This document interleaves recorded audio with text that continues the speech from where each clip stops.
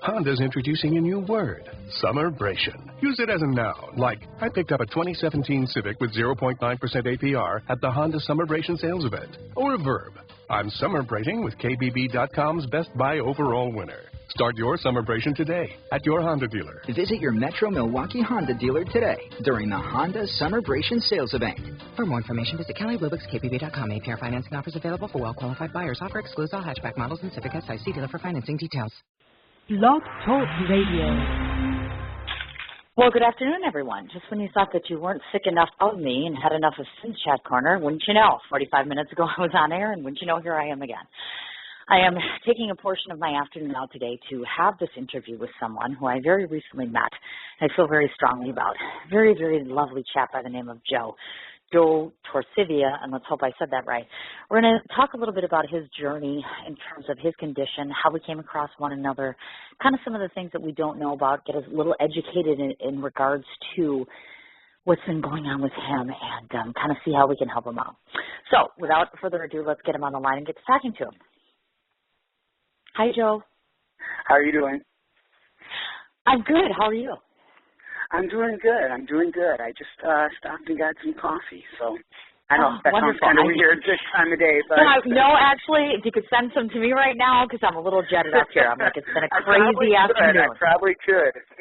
Oh, my God, it's been an absolutely nuts afternoon here at Sin's Chat Corner. Things have been a little crazy. You were my second interview. You were supposed to be my third interview. So I've saved the best for last, and I can say that. I wanted to, before we start, I wanted to just say something about you. Joe. Go for it. New friend of mine. Very haphazardly, just so all of you know, we met in a very haphazard fashion in that I was kind of combing around Facebook looking for new projects, new things, because when you're in radio, that's what you do, of course. And your face just popped up, literally just popped up on an event page, actually. And in having the few conversations that we've had, I can describe you as nothing short of just an utter delight.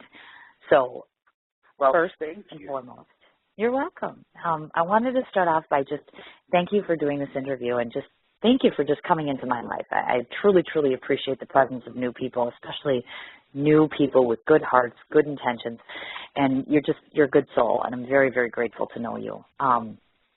So I'm hoping that with any luck at all that I can use this interview as a chance to be able to kind of further you in terms of your endeavors and what you're looking to do. So to begin our story, maybe you can kind of go ahead and describe the occurrences that surrounded the discovery of your astrocytoma, correct? Astrocytoma, correct. Astrocytoma, yeah. Kind of explain to everybody how you went from going to a simple doctor's visit to all of a sudden becoming at the point where you are right now. Well, believe it or not, I actually wasn't going through simple doctor's visits. Pretty much what happened is my whole life I had suffered from migraine headaches.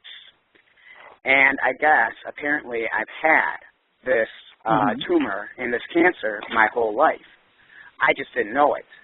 It wasn't until last year, February 18th, I had a grand mal seizure and reawakened in Frederick Hospital, and that's when they told me after a scan and an MRI that I had a tumor that was 5.5 centimeters big in my brain.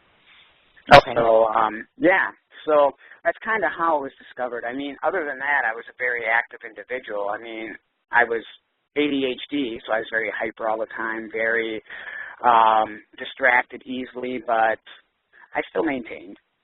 So.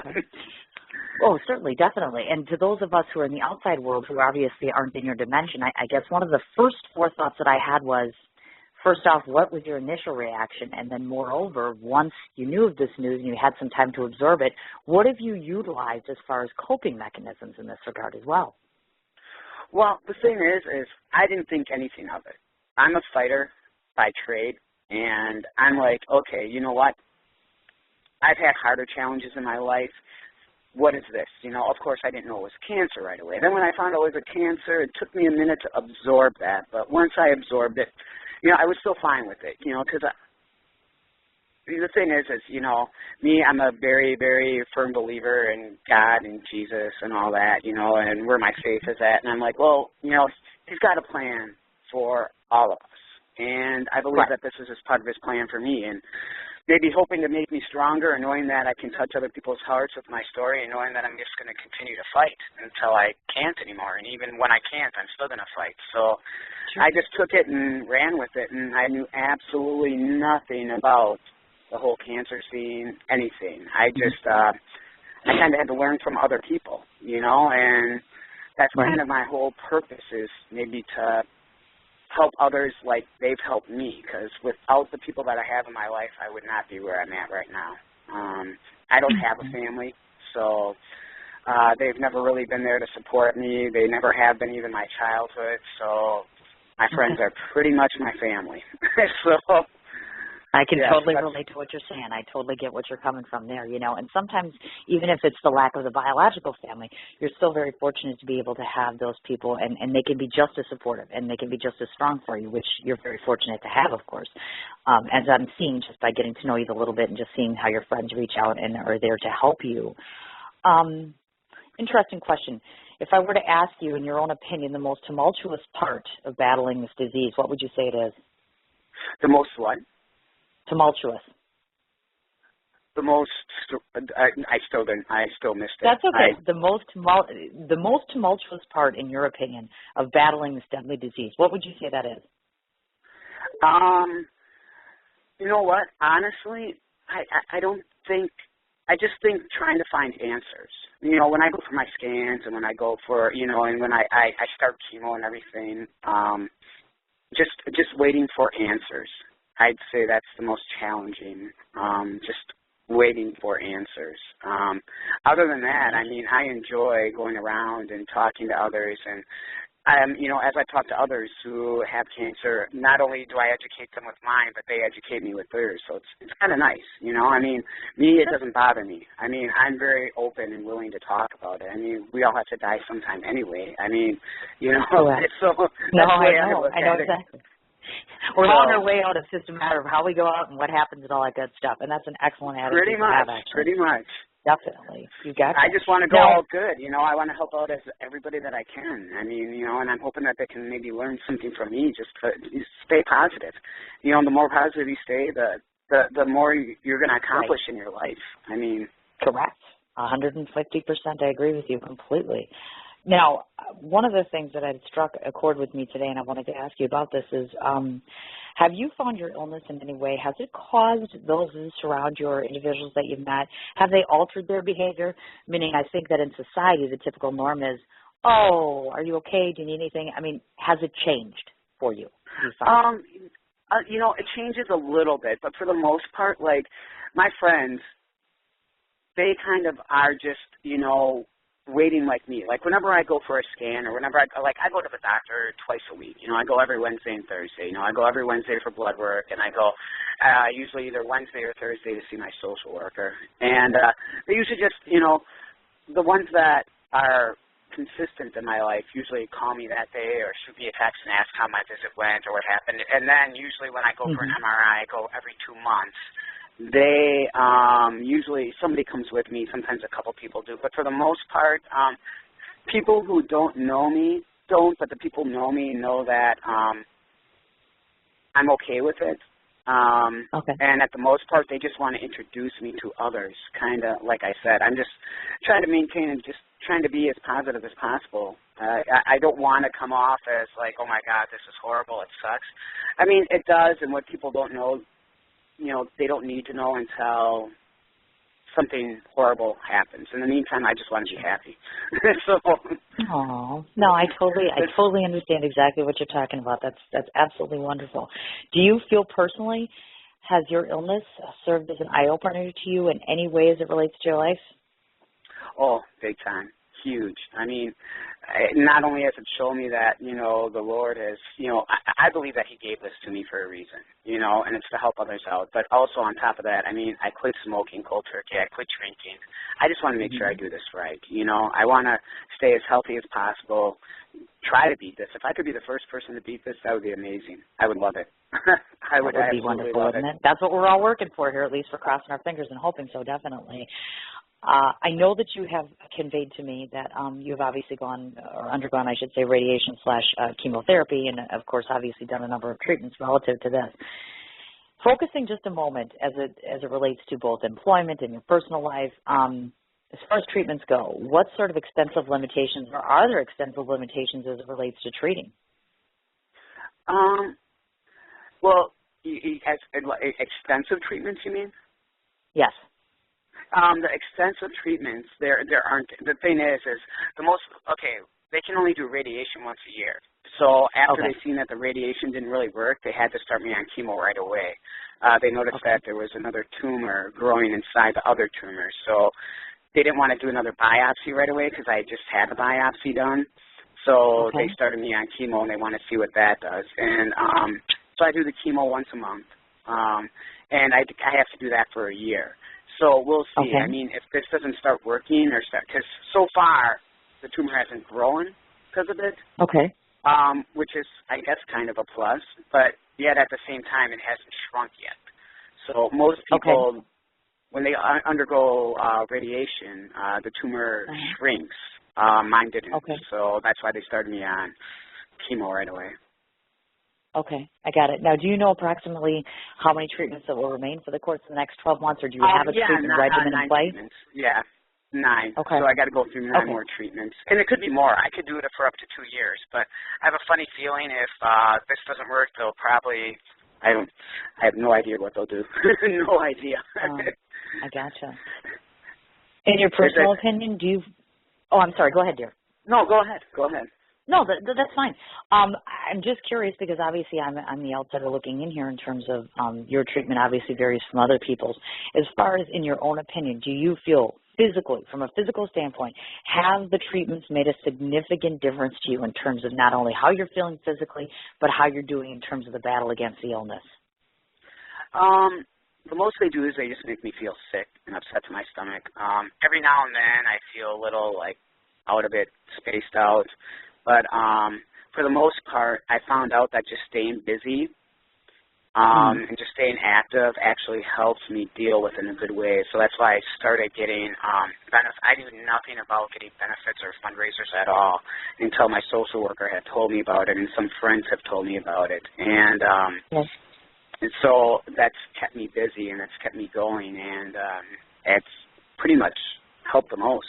I had to quit working. They told me I had to quit my job for the most part once I started chemo because where I was working at, it was in a restaurant, and I can't be around people that are sick. I can't be really around food or cooking food for other people because, I'm at high risk of, pretty much if I cut myself, well, for one, I'll have a hard time. My blood doesn't clot as easily, so and plus for 2, where I was working at, they didn't have insurance. So it would have been very difficult for them to cover my medical expenses if I were to get injured going through chemo at that time. So, I understand. So it's been an interesting, walk. I've always worked my whole life. I'm not used to not working, so that's why I continue to stay busy and just do what I can do. So sure, I am. And I think it helps you, too. I mean, obviously you don't want an idle mind or an idle body, for that matter, because, of course, obviously. I understand completely. Now, I know that you cited earlier, started to say a little bit to our listeners, of course, some of the lifestyle changes that you've had to endure in terms of as far as in your life. If I were to ask you, what has been the most difficult or the most challenging lifestyle change you've had to make to accommodate this illness? The most would have to be probably dealing with my family.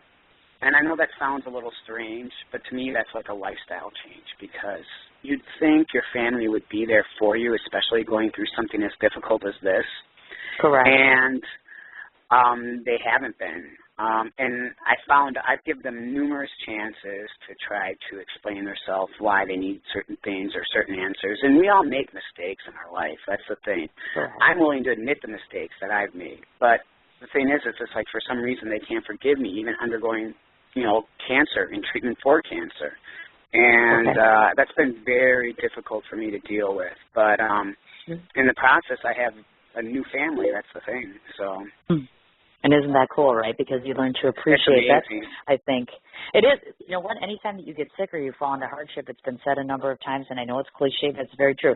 This is when you find out who your best friends are. This is who you find out who you can rely upon for anything. And I guess that's the big saying. You know what I mean? Yes, so, that's absolutely right. All I can say to your real family is they have no clue what they're missing. And kudos to the people that have stepped up who really want to be part of your life. And the people that don't, you know what, you just don't need them. It's sad, but it's true, unfortunately. And, I've discovered that about you in 2 days. So it's kind of and you're absolutely right about that. I mean, you can't, I don't look for pity upon anybody. I don't look for it. Like I said, I'm just looking to try to fight this, and I want to help as many people out as possible and just try to be an example. And the only way to be an example is lead by example, and, that's exactly what I'm trying to do. So, I mean, and if my family doesn't want to support me and have my back, well, then, you know what? Guess what? I mean, I guess you're not really my family then. And, I have a new family now. So the church and everybody else is supporting me. It's just, it's been amazing. So. Yeah, definitely. Yes. Okay, wonderful. Now, I want to take a little step back a bit, and I just figured we could just educate the audience just a little bit. So 2 questions here. First of all, maybe you could just provide, if possible, and this is just a rough edge, maybe just a generic definition of your condition, the astrocytoma, combined with, if there is such a thing, because I know every case varies, every person varies, if there's a quote-unquote standard prognosis for patients that suffer from this illness. Well, astrocytoma, just real quick, all it means is this star-shaped stems that branch off the tumor. So that's why it's pretty much incurable, because the cancer just goes through the whole brain. It's like a tree growing in your head pretty much. And so, I mean, that's part of the reason why they have such a hard time curing it, because there's so many cells to kill. And the ones that they don't kill grow back twice as big. That's the problem. So it's slow growing but very aggressive, if that helps a little bit. That's why, because I've had it my whole life, it's very, very difficult to deal with. That's why it's so big. So the prognosis, mine was through migraine headaches. Everybody that I talked to who had it, also migraine headaches. So, I mean, I've only talked to one other person who had astrocytoma, and that was through a cancer website, through a support group. And it was on a brain cancer website, and there's only one person that had astrocytoma cancer on there. So that's how rare it is. But, yeah, they also had migraine headaches, too. So, yeah, it's tough to say. I'm not saying everybody who gets migraine headaches, you have cancer, because there's a lot of people that get them that don't have it, but so far that's the only real thing, only real prognosis was the migraine headaches. So. Okay. Now, to take it just a step further, if there are those that are out there and listening and have not heard of it before, are there classic, if you want to call it, classic symptoms or signs or things that people can look for that might tip them off to this? Well, for me, mine was my seizure, and a lot of the time if you have a seizure, usually it's a little late by then, like me. If they would have caught it earlier, there's a possibility that they could have removed most of the tumor, and at least it would have helped me live a little bit longer, but because the tumor is so big, it's difficult. But it's tough to say. Like I said, the only one that I know of is just the migraine headaches. That's the only thing to look for. Otherwise, what else did they tell me? I can't remember what else they told me. Oh, well, maybe that's why. That explains it. Memory loss. There you go. There you go. That didn't take long, did it? Wait, no, let me think about that one. Wait a second here. There's a reason why. Memory loss, yes. So, yes, that's it. That's it. Okay. Now, at present, if we could just let the audience know this too, obviously. So the most recent assessment from your physician as far as to where you stand currently as far as a prognosis, if you want to share that with people and let them know. Sure. I mean, as far as mine goes, it came back a higher grade, so that's why I had to start the chemo right away. Prognosis, I haven't really made any prognosis. The tumor has not shrunk yet, so it's still pretty much the same. It's just a higher grade. They really don't know how long I have to live. It's a very aggressive cancer, so if it comes back any stronger, I mean, there's a good possibility. It's hard to say. I just don't know. But, you know, the thing is that's one thing that I try not to worry about. I just, you know, like I said, I want to live my life for what it is now, not for what it's going to be in a few days or a week or a month or a year. I mean, you know, like I said, I have no idea how long I have to live. You know, I don't think they know. They can say I have, you know, 2 years to 3 years to live, but, hey, if I'll beat it, I'll beat it. I mean, you know, if I live longer, that'd be great. So...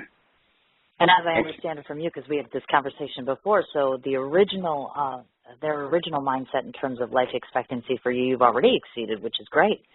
Yeah, exactly. So, I mean, they said, you know, they were saying anywhere from, I don't know, like, they said anywhere from 2 months to 3 years, even maybe 5 years possibly. But, you know, it just, like I said, with this kind of cancer, it's hard for them to make an assessment like that and just, you know, kind of devote a time frame, because other cancers it's easier because, you know, it's in a major, like, you know, people with lung cancer or liver cancer, something like that.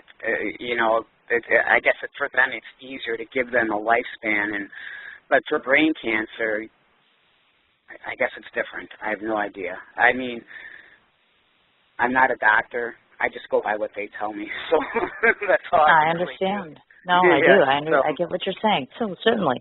And clearly in listening to the story, obviously, it makes sense, and understandably so, that your treatment expenses, along with everything else that you've accrued, it must be astronomical in number. So I know that... It is. Certainly, to offset that, of course, you have done a couple of things. First of all, I know you initiated a campaign on GiveForward.com, which I believe the end date is April 30th, if I'm not mistaken, right? That's going through until the end of April. I believe so, yes. Okay. Now, first of all, let's talk to the listeners about this and let them know if individuals want to go onto GiveForward.com to wish to donate online. Can you maybe explain to us how does that work as far as the concept of GiveForward and how to participate on that? All they have to do is just go. It's kind of like a website. It's Joe's Fighting Chance, and then it's through GiveForward. So it's Joe's Fighting Chance and then GiveForward, and then it will take them literally right to my site. And what it is, it's just a site for people who have mainly cancer, but any other illness, and for people who don't have insurance or just need help paying their medical bills or, you know, whatever it may be, helping pay for expenses for life, stuff like that. It's mainly just for support. And so that was one of the first things I found out about, so I started that up. And, so far, I mean, you know, it hasn't been the greatest success I expected, but anything's better than nothing, so I can't complain. I mean, it's all a learning process. So, I mean, it's a huge learning process. So, I mean, like I said, I've never been through this before, so this is all new to me. So I'm learning as I do it. Of course, and doing okay so far here. I see that. One quick question. To let people know this, if they go on to Giving Forward, is there a minimum or a maximum? Or are they entitled to No, there isn't. Anything? They can give me a hug if they want, which I like. Oh, I actually like it when they give me hugs. Yeah, you can give me a hug on Give Forward if you want. Yeah, so it's pretty cool. I wanted to give one in person. Is that better to do in person? I was thinking the in person that would is be fine. better. That is fine. There's a few people that have made donations as just a hug, and it's just cool to see it because then they, you know, kind of leave just like a nice little phrase or whatever behind it. And some people who maybe live out of state or people just who I haven't seen in a while, it's a way to regroup with them. So it's kind of nice. I like that. So. Perfect. That sounds absolutely wonderful. Now, the secondary thing to that is obviously, which most of us I know is commonplace, which is, of course, going out and doing the different various fundraising events. So it's kind of cool to be out and about and see you doing these various types of events. Now, is this something you formulated, or did your friends come to you, or how did you start getting the idea of doing local events in the area? Well, the thing is I started out talking to somebody who did fundraisers herself, who actually lives in another state now. Her name is Kim. She's still Facebook friends with me. And she's the one who brought up the idea. And originally I was going to have one. I don't know if I should say the name of the place. But anyway, long story short, my family ended up, like, going there and getting it canceled. I mean, I don't have a problem saying it, which is that's kind of the thought in the head. I don't understand why they did that. Anyway, so... that pushed me kind of harder to get more of them, And so I just went out and went to kind of local businesses and places that I used to hang out all the time when I used to drink and when I used to do all that fun stuff, and just try to support the local businesses, and places that I used to go to that people that I know, that I still know, still go to. So that way I can just kind of maybe regroup with some people I haven't seen in a while, and also help out local businesses and get donations from businesses in the area that I also used to go to. So of course. My social worker is the one who kind of helped me with that a little bit. I had no idea about fundraisers or how they work. I had to look everything up online, and friends helped me with that too. So, but, you learn as you go. I mean, everything's a learning experience. You would do one, and hopefully the next one's better than the other one. So, that's just, we learn from everything we do. I gotcha. Completely understandable. And, obviously you're talking about working with local businesses, et cetera. And I know, of course, to those that don't know, this is the one big thing that we want to emphasize amongst other things during the course of the interview, because I know you have an upcoming fundraiser, which is this coming Sunday at Big Dog Sports Bar, which is located in West Dallas. Correct. Start time being, it's 3 to 8 o'clock on Sunday. Correct. I wanted to highlight some of the things that are going to be included in this event. I know that you're going to be offering food, of course. We've discussed the various raffles that are going to be going on and a silent auction, and I know that the band Flashback is going to be playing live music on Sunday as well. And I know that you're also asking for a suggested donation that day, obviously, which could be any amount that people are looking to give, of course. If individuals who are listening want to offer additional help or offer items or do something, how can they help as it relates, first off, to Sunday? If they wanted to offer up their help, like at the actual fundraiser, you're saying? Or just, they want to donate time, or donations or whatever? If they want to help you at all as it pertains to Sunday, what do you need? Are there things that we can do? What can you tell us that you're still in need of at this point? Well, let's see here. We're always in need of donations just because anything, whether it be something for kids or whatever it may be, just because we're having future fundraisers too. So therefore, anything's great. As far as everything else goes, we could always use, as far as, like, the main thing we want to try to get is a place that actually would make T-shirts for us, too. That's another thing we were looking for, to make T-shirts for the people who are actually working there so they can tell the difference. Okay. So we're trying to work on something like that, too. But other than that, I mean, just people showing up and showing support is enough. I mean, honestly, like, we're really grateful that we just have a benefit going and a fundraiser going. I mean, this is our first one, and I mean, hopefully it goes good. I'm hoping it goes good. I mean, even if good for me is just people showing up, for crying out loud. That's enough. The actual bodies are in the building, right? Exactly. I mean, if nobody shows up, I'm like, okay, this one kind of sucked. Hopefully the next one's better. Let's get up and do it another one. It's exactly right. Exactly. So I'm just hoping for people to show up and support it, and I'm looking forward to meeting people, and just, I mean, that's my primary focus. I mean, other than that, shirts, would be nice, but I'm sure people will be able to kind of figure out who's helping out and who's not. I mean, that's not too hard to figure out. I mean, so I hear whatever you. we can get is whatever we can get. So. And, of course, I'll certainly be posting that. I was going to say, after our interview, of course, I'm going to be posting up the information as it relates to your campaign, as it relates to the actual event that's going on Sunday, of course.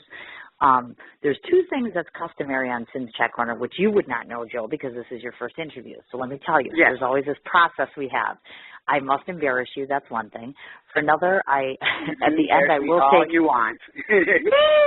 I will take my 30 seconds at the end of the interview to tell you exactly what I think of you, which will be coming. That's awesome. And also, there are some things that I wanted to talk about myself, some surprises for you since we last talked.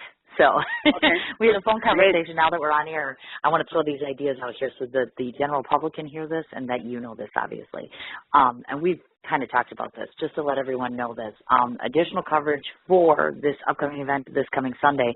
My dear friend Chris Pappas, who we had discussed, who works for Examiner.com, is going to be doing a story on yourself as well as on the event, and he will be posting that up all over the place.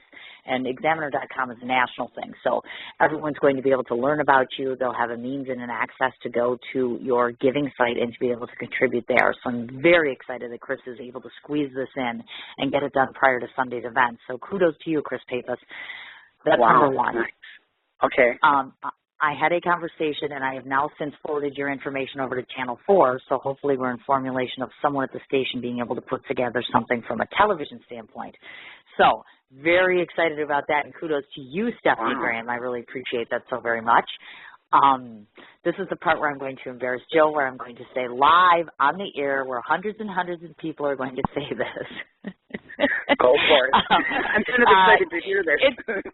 Yeah, well, I'm kind of excited to say this because, you know what, I said this off the air, but I'm like, you know what, let's just say it on air again because, you know, to those of you who don't know Joe, have never seen his picture, his face, have never had a phone conversation with him, you're not privy to some of the details that I am. But what I can tell you is the little that I do know thus far is just, he's just absolutely amazing, and he's adorable. And when I say adorable, ladies, he's adorable, and he's single. So a smart woman, even a radio show host, knows when she should take an ample opportunity. So on air in front of everybody, I will be disappointed if you wouldn't go out on a date with me. Nice. Nice. I like that. That's awesome. Well, you're saying for me, right? Yes, Joe. You. Okay. I'm asking you out. I could have a friend call in and sing to you. Okay. We can do that. We can do that. Yes. Did you hear that? He said yes. Oh, my God. See, now you got something to look forward to. This is awesome. Thank you. I was very nervous doing that. Whew. That was harder than doing the interview. You should never be nervous. Are you serious? You know, there was that fear of rejection, Joe. You could have said no. You could have said well, you know what? That. Everybody has fear of rejection. You're absolutely right. Yeah. I can totally relate to that. But me, I've conquered that. I have confidence in myself now. And, yeah, awesome. It's kind of nice. It's good to have. Yeah. And, which I think everybody should have confidence in themselves. So you did a good job on that, I must say. So, I'm glad. Are you impressed? I was hoping I would impress my guest. I am. Yes. Because, you know, you did it right. And the thing is me, I didn't even feel on the spot. I was just like, okay, cool. That's awesome. So, yeah. This is a good thing people to stand. Yeah, me too. I'm excited. All right. Awesome. Now, let me get to the point in time where all of you folks need to listen and listen in very clearly, because now we're at the point in time where the radio show host herself gets an opportunity to tell Joe, which we briefly talked about before, just exactly what Sin Chat Corner and my business is able to do for you and what I'm willing to offer. To anyone that is on my Facebook page or anyone who's friends of mine, and of course, Joe, you can certainly pass this along. Starting today and going through the entire course of the weekend, that would be Friday, Saturday, and Sunday, and for this weekend alone, I'm going to be posting up what I would call Sin's event page, and it's called the Sin's Weekend Fundraiser for Jolly Joe. That's what I call you, Jolly Joe. Nice. I don't know why, but that's your nickname. Well, I'm in radio, buddy. We got to be clever, right? Correct. Wow, this is like us flirting on regular radio here, isn't it? Cute. It kind of is. So I'm putting up a fundraiser page, and so what's going to happen is to every single person near and wide, whether it be in the state of Wisconsin or otherwise, what I'm going to do is I'll be posting up two different variations of my products.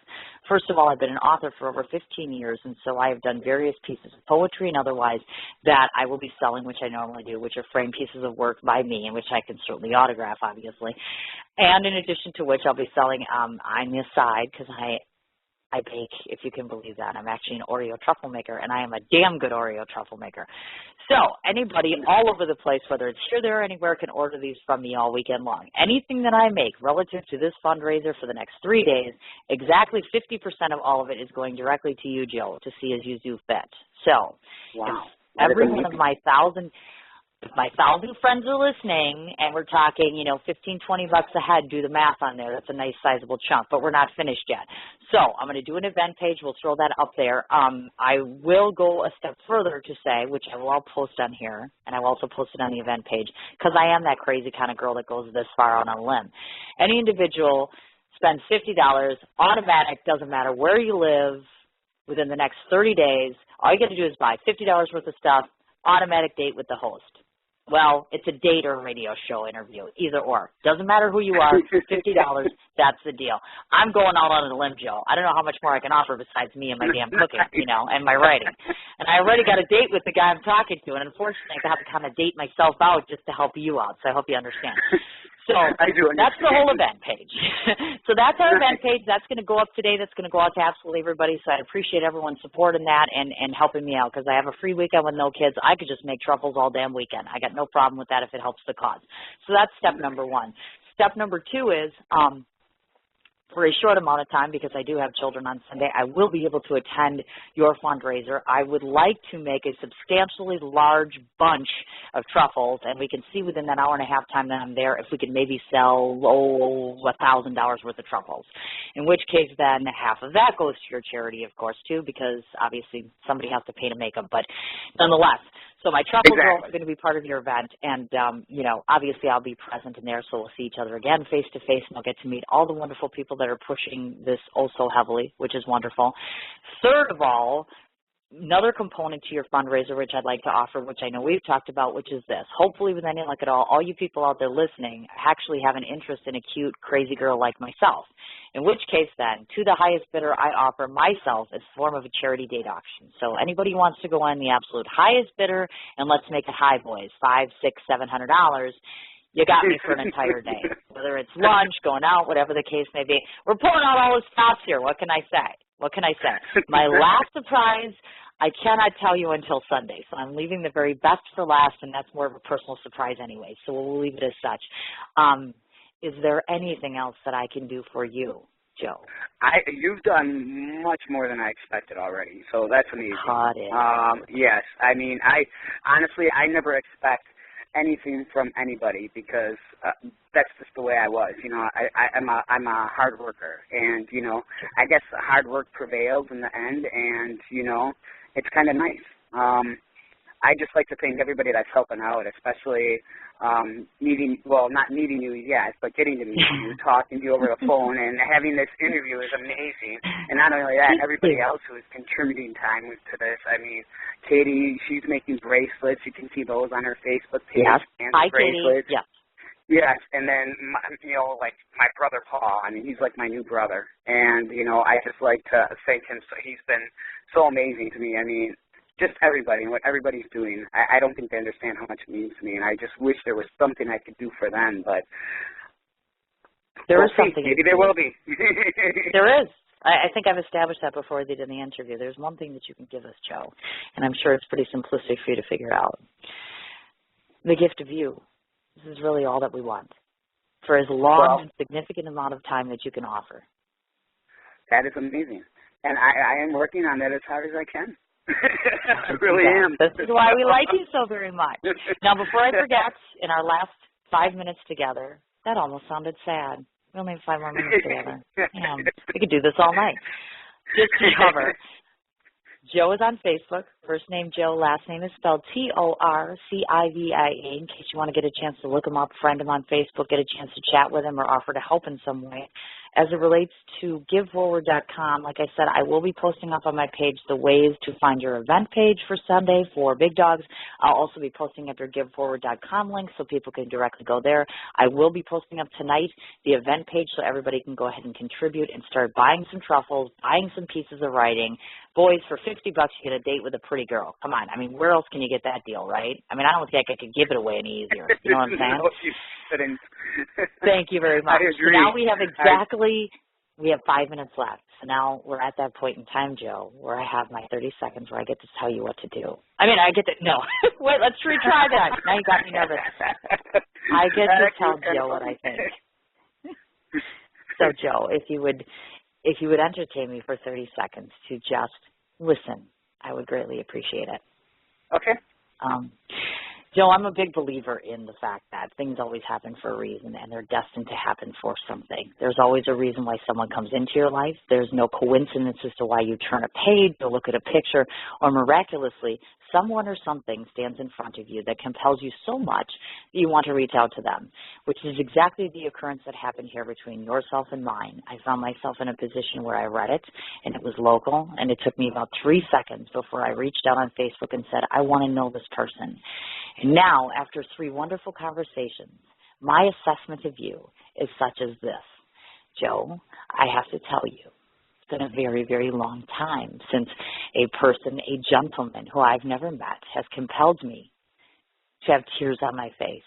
And it's not because you're sick. It's because of the fact that you're so extraordinary and you really don't realize just how extraordinary you are. You possess charm and character and kindness and youthful spirit, and you project such positivity. You're clever, you're funny, you're handsome. You are the personification to me, someone that I would classify as one of our local heroes. And I would be duly disappointed if I would not do everything in my power to make sure that my time and my relationship with you is full of longevity. I honestly just request the honor of just having your presence in my life for as long as humanly possible. And I will work quite hard to make sure that that happens because I think you're just a gem. Wow, that's amazing. That really is. And you got a date. That is amazing too. I know. I like that. I like that a lot. And I just don't go on dates with anybody. Just so you know. Oh, I'm kidding. No, he's not easy, really folks. He's not easy. I'm just going to throw it out there. So yeah. So, I'm really not. I'm really not.